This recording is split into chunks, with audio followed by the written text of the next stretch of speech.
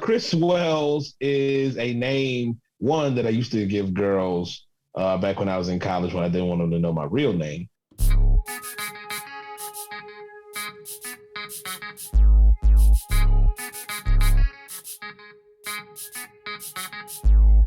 Welcome to the Tristen Law Show, where I introduce you to the personalities in and out of the pro wrestling ring. The unique part about this podcast is you don't have to be a pro wrestling fan to enjoy this podcast. If it is your first time here, I'm your host, Tristen Law, and welcome to another episode of the Tristen Law Show. Hey, you know what?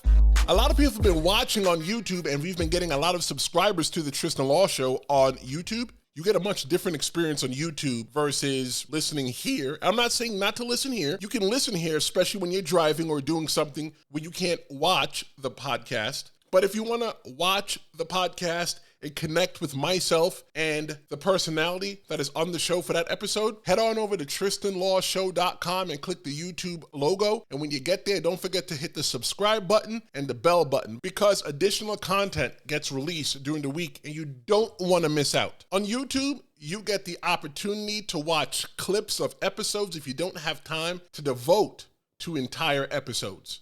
But however you take in the Tristen Law Show, I'm so glad that you're here, because without you, none of this would be possible. Today, I'm going to introduce you to Professor Nick Harrison. He's a teacher, and he is a TikTok sensation. He does not like to be called a star. He doesn't like to be felt famous. But once you meet this guy has a great personality. We're going to talk about such stuff as how his TikTok blew up and the opportunities that he was granted after that, like one with the WWE. We're going to talk about his nickname in college, and we're going to talk about so much more. But without further ado, let me introduce you to Nick Harrison. My next guest is an education professional, longtime pro wrestling fan, and karaoke enthusiast. As seen on WWE The Bump and on his TikTok, creating memories to entertain us all, I'd like to welcome the Professor, Nick Harrison, to the Tristen Law Show. Nick, how's it going? Going well, Tristan. How about yourself? Brother, I'm doing really good. I'm glad that you're here. I mean, I know that you're busy out there creating content for the world, and I'm glad that you're able to take a second to hang out with me today. Well, I'm glad to be invited to be on, man. I've been looking forward to it. It's going to be a good time. So, Nick, like yourself, I enjoy performing karaoke. My go-to karaoke song is Earth, Wind, and Fire, September. On Saturday nights, when you go down to Two Dudes Brew and Q in Monroe, Louisiana, bro, what's your go-to karaoke song? God, that's such a good question, because there's so many different songs that I'll do. My go-to would probably be Hook by Blues Traveler. It's one of my favorite songs to do, and it's one that I know word for word. I don't even have to look at the screen for it. So that'll probably be the go-to of all go-tos. See, for me, when I used to live in Orlando, I used to go to this bar called Oh Shucks. And when I went there, me and my friend way back in the day, he said, pick a song, let's do a duet, because we both have these out of these world personalities, and Earth, Wind, and Fire, September, man, that was our song. I never heard the song before that first night, but I read it, did all the things, and hey, that's my go-to karaoke song. It's a really good song, man. September is one that a lot of people know and they'll get into. That song by Blues Traveler is one that a lot of people know. And, you get to flex your vocal muscles with that one. So that's one that I really enjoy doing. So are you a singer?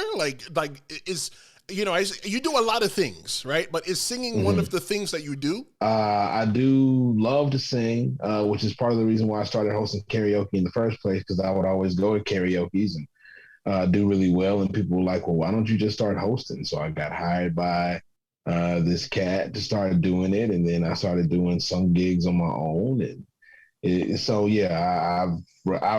that's one of the things I do on social media as well. I'll do parody songs where I'll sing songs and stuff. So yeah, singing is something that I love to have in my bag of tricks. So what is it about karaoke that draws you in? It's just a lot of fun. One thing that I always tell people when they come to my karaoke's is, if you're having fun, then that's all that matters. People will say, well, I don't want to get up because I can't sing and I don't know how to sing. And blah, blah, blah. I'm like, it doesn't matter if you know how to sing. If you can't carry your notes, then that's absolutely fine. If you're having a good time, then that's what it's all about. And that's one thing that I love about karaoke more than anything else is having fun. And so that's to me is what draws me into it more than anything else. That's what draws me into karaoke as well, too, because, if you ask people that have ridden with me in the car, I can't sing, but I can definitely entertain. I can stand on the stage and do my thing. And I think for me, that's what I get out of karaoke. But since we're on the topic of karaoke, I mentioned in the introduction that you are on TikTok creating moments, and everyone can see them on TikTok at Mr. Professor 318. Go ahead and give him a follow. But last year, you went viral with your parody of Korn's Coming Undone that you called Alphabet Undone. How did you come up with your version of that song, and what was your mindset when you saw that you were going viral? I was in the classroom because at the time I was teaching. I'm in administration now, but at the time I was in my classroom. We had a day in the middle of the week where there were no students and it was just us in our classrooms doing whatever. I was working on some stuff and I just started because I had a video go viral right before that one of me just in the car listening to Coming Undone.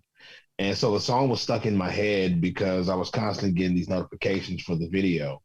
And I started putting the alphabet to it. And I was like, wow, this worked. So I ran to my truck and I got my tripod and came back into the classroom and just recorded it, and then did a little audio dubbing afterwards. And that's how it came to be. And it was doing well on TikTok, and then I got a message from somebody. Somebody commented on the video and said, hey, Jonathan Davis, who's the lead singer of Korn, just posted the video to his Instagram story.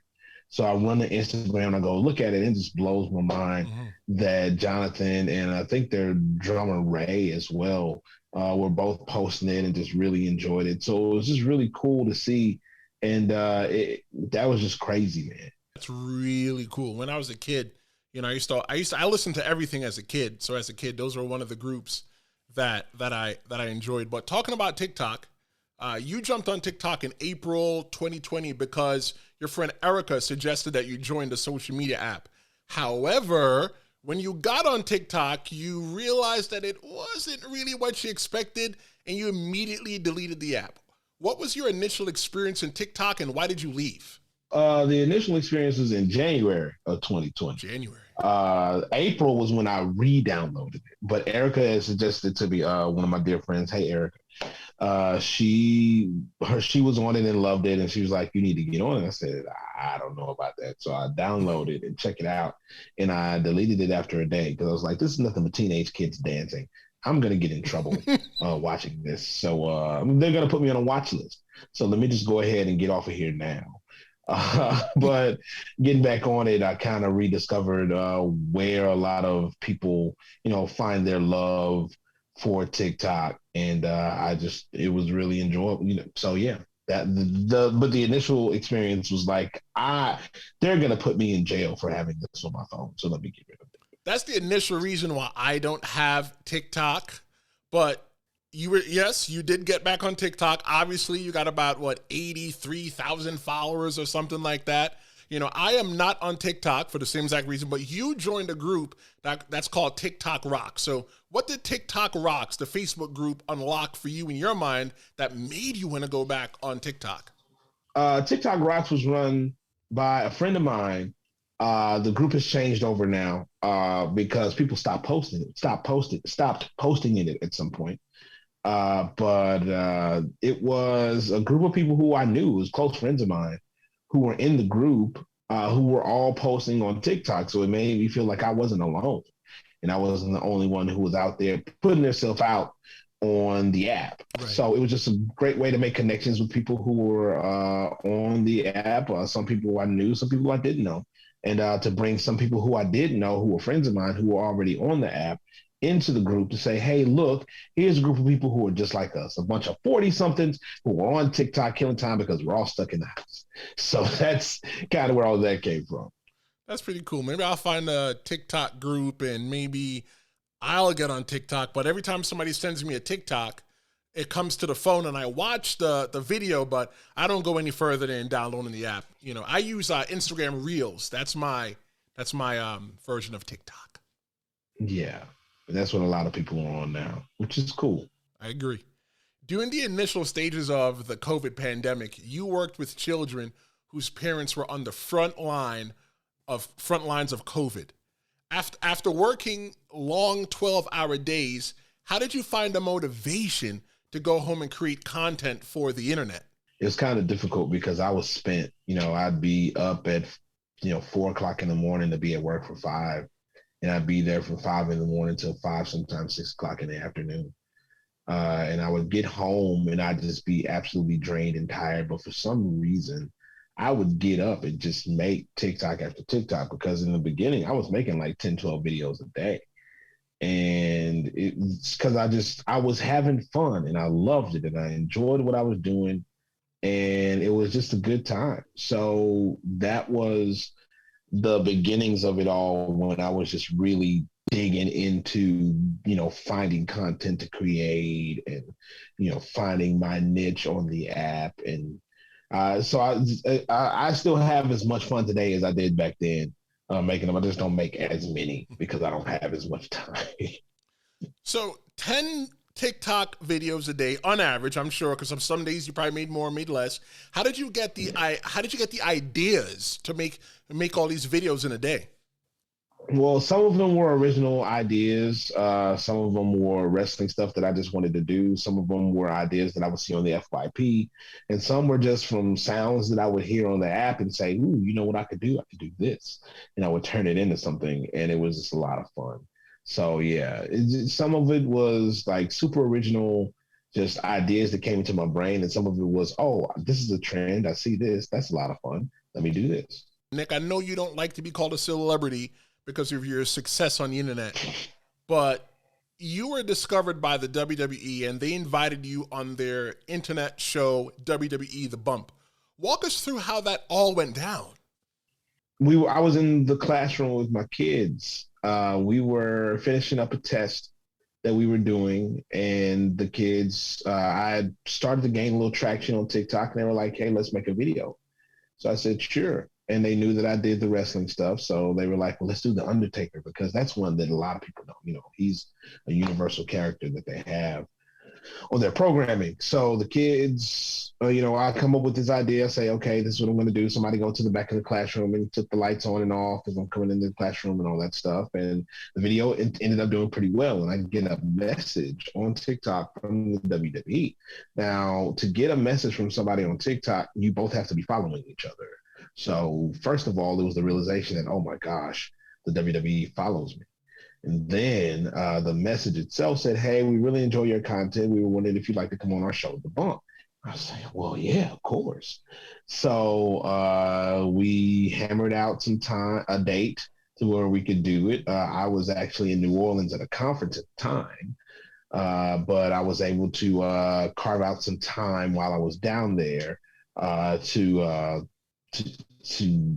kind of be on The Bump, which was just, it's still crazy to me that even, popped up and came into place. And, that has now spawned, other opportunities because of that. And I'm incredibly grateful to the WWE, to Matt Camp, Ryan Papala, for giving me the opportunity to be on with them so that we can discuss my love of professional wrestling in the WWE. Look, if the WWE calls you and they want you to come on, I mean, you jump on that opportunity as quickly as you can. That's like sitting at a buffet and seeing that fresh food just came out. You got to hop on that. So, I would definitely, while the getting is getting good. But after being on WWE The Bump, what was work like for you in the days following? It was insane, man. People, because what happened, what it was crazy is when I did The Bump, it was the end of school. So I was out of school at the time. Didn't even have to go back to work. So going back to work in August after all of that, because I did The Bump and then ended up getting verified not too long after that. And that was just insane, you know, to go back into the classroom as a verified social media creator and having, that's what kids, look at and they're like, oh, wow, you're famous. And me, I'm not really into all of that. So Right. it was just kind of crazy to walk back into that after just an incredible summer with so many cool things happening like that. I feel the same exact way as you do. Like I don't feel like I'm famous, but one of my friends, we were walking in Walmart one day and somebody stopped me and they go, "Here, are you Tristen Law, the wrestler?" Then it's like, yeah. And then, I walked away and my friend was just looking at me with these big eyes. They go, "Do you know that you're famous?" I'm like, "I'm not famous." But then, after the whole conversation, I realized that fame has its levels, right? So, the entire world may not know who I am, but somebody here in New York, when they see me, oh, hey, that's Tristen Law. So fame, fame has its levels. Yeah, it's just crazy to have those kind of moments and instances. I was in over the summer I was in Orange Beach, Alabama, and we were going to eat at this restaurant. And I walk out of the restroom, and there's somebody standing outside the restaurant. I mean, I'm from Louisiana, and there's somebody in Alabama who's like, "Hey, I'm sorry to bother you, but aren't you the guy that goes on TikTok and those mixes and stuff?" I was like, "Yeah, that's me." It's like, "Oh my God, I love your stuff." So it's just, I mean, I've come to grips with it. It's not something, I try not to shun it completely anymore because it used to be, I would shudder to hear it, but now I've gotten to the point where I'm like, I accept it and I'm just going to use it for, really good things. Well, moving forward, because that's still definitely cool that people are recognizing you for TikTok. That's amazing. Like me, maybe I should get on the app. People recommend for me to get on the app, but I got other things doing, and I'm glad that you're out there doing your thing. But Nick, I grew up in New York City, right? And I was a WWF kid through and through. You, on the other hand, you grew up in the South, aka WCW country. Why is Ric Flair one of your favorite wrestlers of all time? The swag, the personality, what he was able to do in ring and how he was able to just jump off of the screen. And, there were a lot of guys there like Dusty Rhodes and Sting and the Road Warriors who were just, larger than life characters. And that's one thing that Flair was a larger than life character with the hair and the clothes and the shade and the woo, everything was just gigantic. And that's one of the things that you kind of grab, especially when you're a young kid, you gravitate towards those things that are larger than life. And that's what drew me to the Nature Boy. Can I see your best Ric Flair impression? Sure. You come out here and you tell your stories and your lies in your little bitty legs, and you try to tell me that you're coming to come down on the Nature Boy Ric Flair. But it's not going to happen, because when you come down here, you're dealing with the styling, and profiling Nature Boy Ric Flair, who's done it better than anybody's ever done, pal. So you're not going to come down here and get on me tonight. Woo! Let's go back to work for you for a second, because we know that you work in the school, right? And I mentioned you were an educational professional. So based on that little Ric Flair promo that you just did, how do you use your unique personality to create a fun, educational, and engaging environment within the classroom? Well, that's what education is about, first and foremost. Or one of the things that's paramount is engagement, keeping the kids interested. And so if you incorporate music, if you incorporate stuff like that, where you're just, you're using funny voices and you're saying things. Because I taught ELA, so it was a lot of reading involved. So if you're reading it as the Macho Man, oh yeah, let's go down this aisle, kids. Down the aisle, Elizabeth. Just, that kind of stuff will keep the kids interested in what you're doing and what the lesson is about, and they'll remember those little moments and they'll come back to you later and say, wow, Mr. Harrison, I really appreciate, that was a lot of fun. I always love coming to your class. And that's what, is great about what I do is being able to incorporate that kind of stuff into the classroom and keeping the kids engaged. That's 100% what school is about. I remember being in school, in middle school. That's when I, realized I started liking wrestling, and the teachers allowed me to be eccentric. I was running around the school thinking that I was DX, I was Shawn Michaels, Triple H. I was all those guys. They did get me into some trouble, especially Stone Cold Steve Austin, especially with the fingers. But, that's pretty cool that there's a teacher like you out there. And I wish I can go back in time and you could be my teacher. If that was the case, we'd both be like in the same school as students, so that wouldn't work.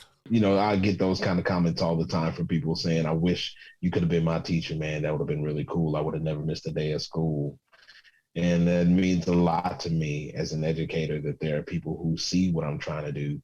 And they're like, man, not only do they appreciate it, they're like, I want to be a part of this. How can I get in on that?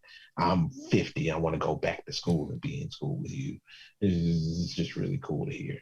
One day we all have to leave this earth, but content like the Tristen Law Show and all the content that you've created and will continue to create on TikTok and across other social media platforms, it will outlive us.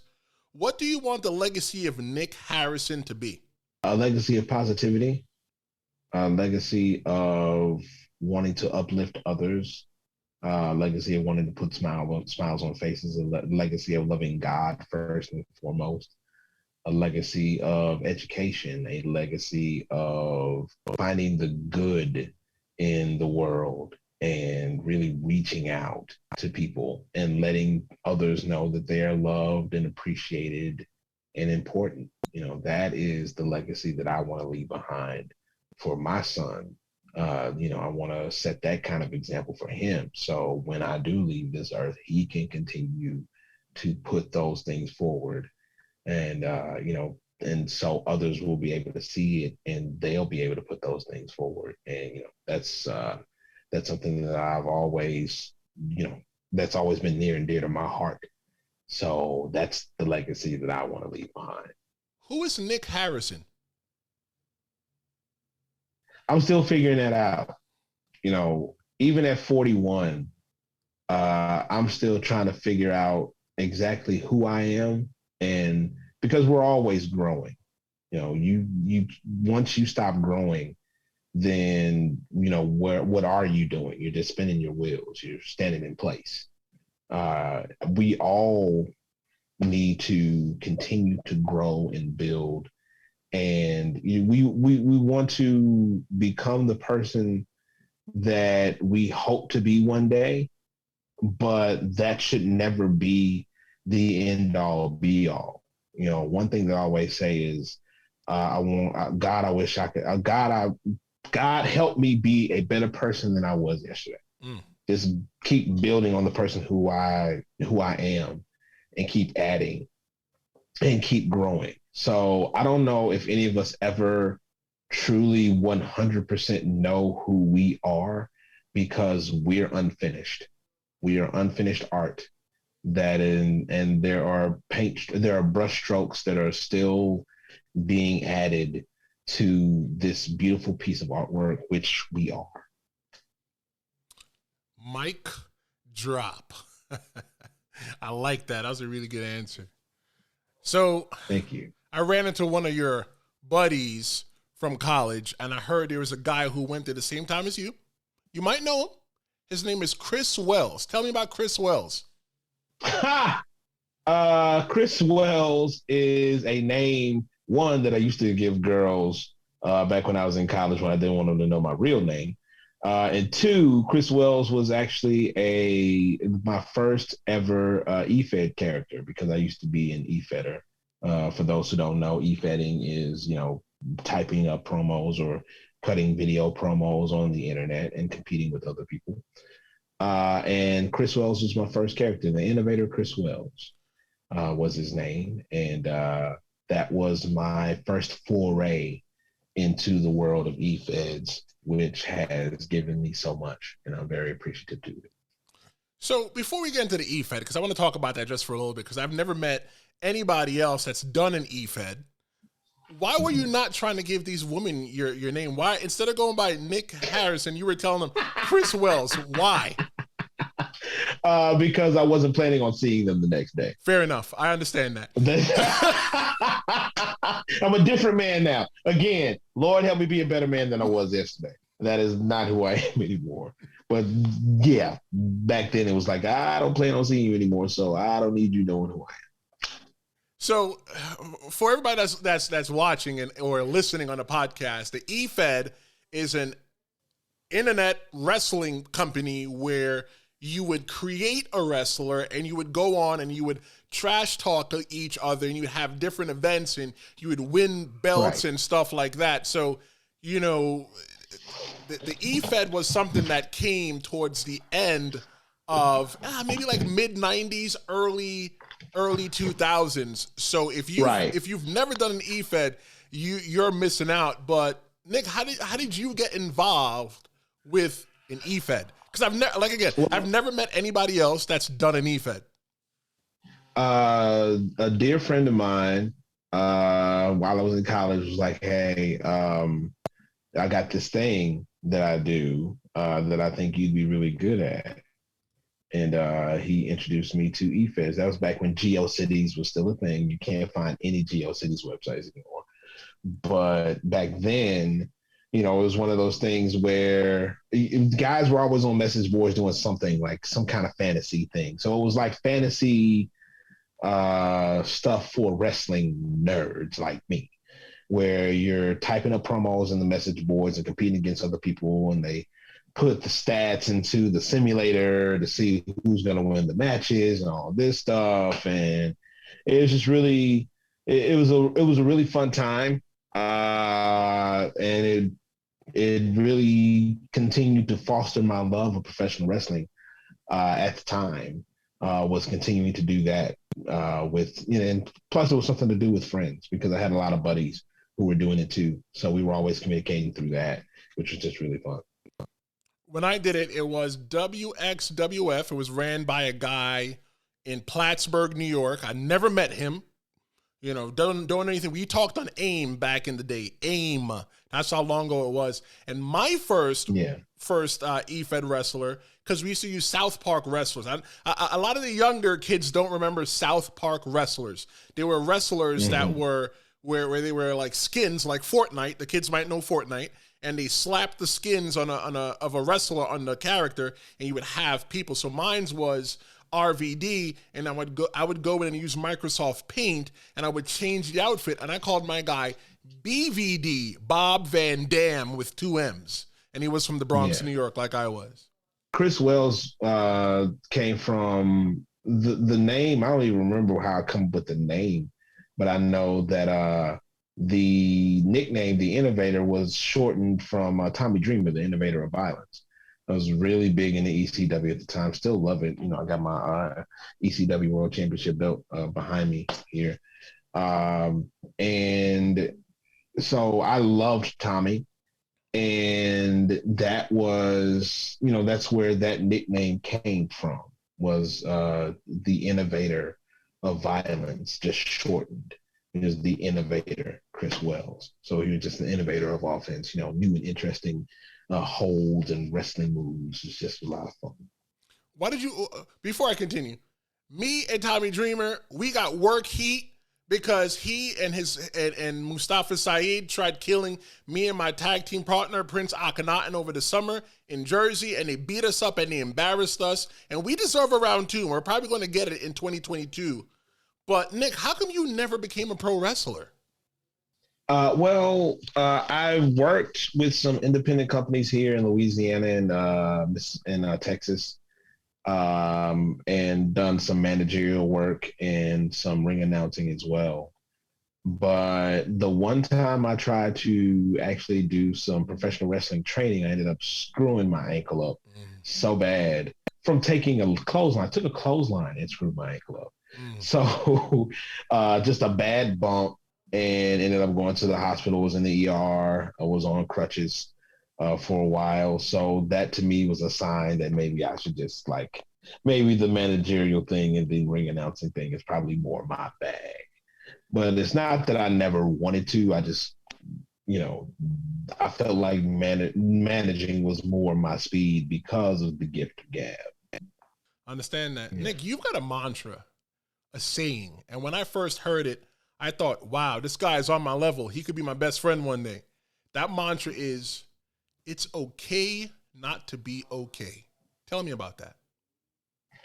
Well, there are a lot of people in this world who are afraid to let people know that they are hurting. They're afraid to let people know that there is something wrong. I was one, that was me years ago, where I would put the smile on and, always continue to just walk through and let people think that I'm, everything's okay and everything's fine, when really I'm just really hurting. And, but it's hard for you to find somebody to reach out to help you while you're hurting if no one knows that you're hurting.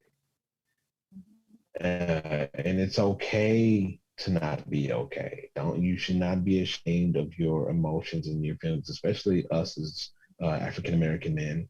It's okay to show your emotions. It's okay to show your feelings. You shouldn't feel ashamed of putting it out there. That's one of those generational things where we're told as young men, don't be a punk. Right. Don't, why you crying? And that's not healthy. Emotionally speaking, it's not healthy, and that can also affect your physical being. So it is more than okay to show your emotions. If you're not okay, then that's fine. It's okay. That's absolutely fine. As we need to normalize, not being okay, because that's the first step in really finding out how you can be okay. And depending on, and, then again, whatever your idea of okay is, we want to try to find a way to get to there. So, but the first step is recognizing that you're not okay and admitting it. I love that because, like you're saying, the way I grew up and my neighbors grew up and, people around me grew up, the way, maybe you grew up, is that, you always taught, kid, don't cry, like, boy, why you crying? You want me to give you something to cry about? So it's like I would hold the emotions in. And in the past year, I've been working on being more, emotional and talking about how I feel. And, because obviously it's with the way I was, raised, I'm not saying that it was wrong, because I didn't grow up to be an axe murderer, but it's not right, but yeah. For me, it's costed me relationships, romantic relationships with women, because it's like, oh, well, why don't you ever talk about how you feel? Because, this is how I'm feeling, how I feel, and like, right. I'm here, so I get it. I respect it. It's okay not to be okay. I might put that like on the wall somewhere and just live with that and carry that with me, Nick. I appreciate you for sharing that. No problem. It's a great reminder to have for those days where you're not feeling all that great, and it's okay. So what's next for the professor, Nick Harrison? Well, I go back to work on Thursday, so that's the immediate future for the professor. I have moved out of the classroom and now in administration as the dean of students here in Monroe, and I'm very proud of that. And I'm just scratching the surface on that one. We're gonna do some really great things here. As far as social media is concerned, just continue making feel good content. Not everything that I do is wrestling related. Some of it is just having fun. And that's what it really should be, is just, are you enjoying yourself? Are you having fun? Are you fulfilling yourself with what you're doing? Are you walking in your purpose?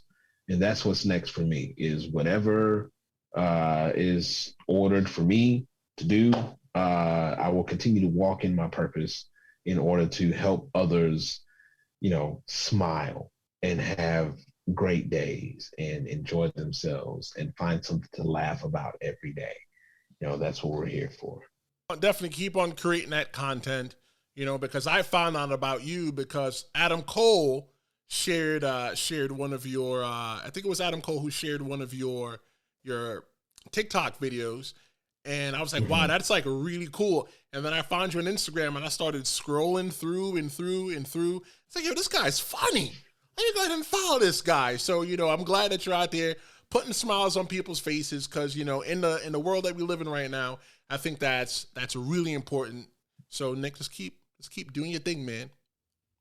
Tristen, I appreciate it, man. And for anybody who's listening or watching and they haven't heard it yet today, you are loved, you are appreciated, you are important. You are more than enough exactly as you are. And always remember to be great. I appreciate you having me on. Thank you so much. Go get Tommy, man. Don't let him do you like that. Go get your revenge, bro. Go get your part 2. Nick, thanks so much for joining me on this fun episode of the Tristen Law Show. Please tell everyone watching on YouTube or listening on the podcast how they can find you outside of the Tristen Law Show. You can find me on all social media outlets at Mr. Professor 318. If you search Instagram, TikTok, Twitter, Facebook, YouTube, you will find me there. Give it a follow if you like the content. If you don't, I totally understand, but I appreciate you giving it a chance. And I thank you guys for listening. That was education professional, longtime pro wrestling fan, karaoke enthusiast, and TikTok content creator, the Professor Nick Harrison. Thank you so much for joining us today, and I'll see you next episode on The Tristen Law Show.